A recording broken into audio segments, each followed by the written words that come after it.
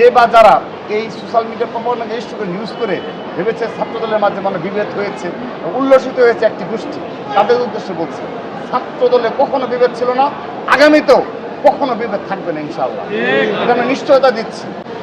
একটি প্রপাগান্ডাকে ইস্যু করে বাংলাদেশে নিউজ করা হয়, মানে সংবাদ মাধ্যমে নিউজ হয়ে যায়। তো এটি হলো আমাদের ওই যে বিগত 15.5 বছর যে ধরনের কালচার ছিল, সেই কালচার থেকে সংবাদ মাধ্যম এখনও বেরোতে পারেনি। সবাই না, অল্প কিছু সংবাদ মাধ্যম রয়েছে। আমি আশা রাখবো যে অবশ্যই সংবাদ পরিবেশনের ক্ষেত্রে তারা আরও বেশি সতর্ক হবে এবং প্রপাগান্ডা নির্ভর যে সংবাদ পরিবেশন অবশ্যই বিরত থাকবে। আরেকটি বিষয় বলি যে আমাদের বিগত তারুণ্যের সমাবেশ ছিল, সেই করে আমি ওই রাতে প্রচণ্ড অসুস্থ হয়ে যাই, বৃষ্টিতে ভিজে প্রচণ্ড অসুস্থ, এবং সেই কারণে সকাল 11টাতে প্রেস কনফারেন্স ছিল, সেটা মিস করেছি। এবং আমাদের শহীদ রাষ্ট্রপতি জিয়া রহমানের শাহাদাত বার্ষিকী উপলক্ষে যে কর্মসূচি ছিল, সেই দুটো কর্মসূচি আমি মিস করি। পরবর্তীতে আমি পার্টিকে জানিয়েছি এবং আমি নিজে আমার সাধারণ সম্পাদক সহ আমার যে অপর কলিগ রয়েছে তারা আমি নিজে কল দিয়ে বলেছি আগামীকালের প্রোগ্রামে আমি যাব না, এবং আমি পার্টিকে জানিয়েছি। পার্টিও আমাকে বলেছে হ্যাঁ তোমরা গিয়ে প্রোগ্রাম সফল করবে, এবং আমি একদিন কিংবা 2 দিন রেস্ট দিব, কারণ আবার যদি ওই দিন বৃষ্টিতে ভিজি তাহলে তো আলটিমেটলি অনেক বড় ক্ষতি হয়ে যেতে পারে। এটি যে উদ্দেশ্য করা হয়েছে আমাদের নিজেদের মধ্যে বিভেদ সৃষ্টি করার জন্য স্পষ্টভাবে বলব ছাত্রদল কখনো আমরা যতদিন দায়িত্বে রয়েছি কখনো নিজেদের মধ্যে কখনো বিভেদ ছিল না, আগামীতেও সামান্য পরিমাণে বিভেদ থাকবে না।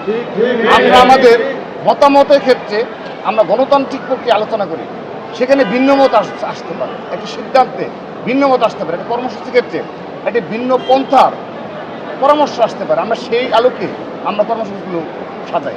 বিশেষ করে আমরা সুপার ফাইট রয়েছি, আমরা শীর্ষ নেতৃত্ব রয়েছে কেন্দ্রীয় সংসদ, আমরা সেই আলোকে কর্মসূচি প্রণয়ন করি।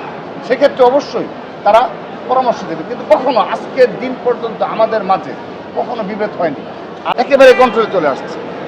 এখন আপনি সরি টু সে, আপনি যদি একটা ছোট ঘটনাকে এখন যদি অনেক বড় করে সোশ্যাল মিডিয়ার মাধ্যমে দেখেন, আমাদের তো কিছু করণীয় নেই।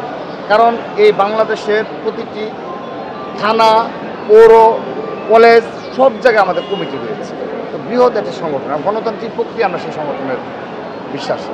সে কারণে সামান্য একটা অনাকাঙ্ক্ষিত ঘটনায় সেটা যদি এইভাবে আসে, খুবই দুঃখজনক।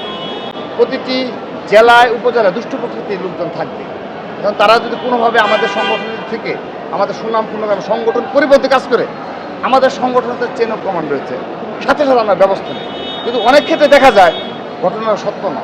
আমরা অনেক ক্ষেত্রে, যেমন এই যে আজকে যে কারণে সংগ্রাম আমাদের শেরেবাংলা কৃষি বিশ্ববিদ্যালয়ের এই আমাদের বোনের সাথে যে ঘটনা ঘটলো, আপনি দেখেন সেগুলো কি সোশ্যাল মিডিয়ায় সয়লাভ হয়ে গিয়েছে, যে কর্মসূচিতে যায়নি কারণে জেনারেল স্টুডেন্ট 2 জনকে নাকি জোরপূর্বক কর্মসূচি যায়নি কারণে তিনি হুমকি দিয়েছেন হল ছাড়ার, এবং এত সুন্দরভাবে ফটো কাট করা হয়েছে যে কেউ বিশ্বাস করবে, এবং কনফিউজ করার মতো। আমরা তো সাথে সাথে তদন্ত করেছি, করে আমরা তদন্তে পেলাম কি 2 জন ছাত্র লীগের নেত্রী কি হলো, তাদের যে নেতা ATM আজহার ইসলাম, তিনি কারামুক্তির পর এই যুদ্ধাপরাধের দায়ে যে বা যারা মিছিল করেছে তাদের সরাসরি হামলা করলো।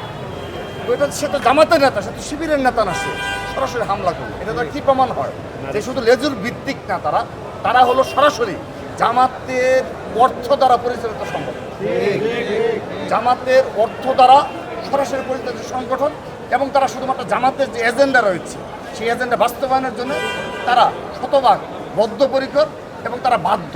কারণ শাহবাগে মানববন্ধন করে শিবিরের শীর্ষ নেতারা তারা কী ধরনের হুমকি দামকি দিচ্ছে, এসব হুমকি দামকিতে আমরা ভয় পাই।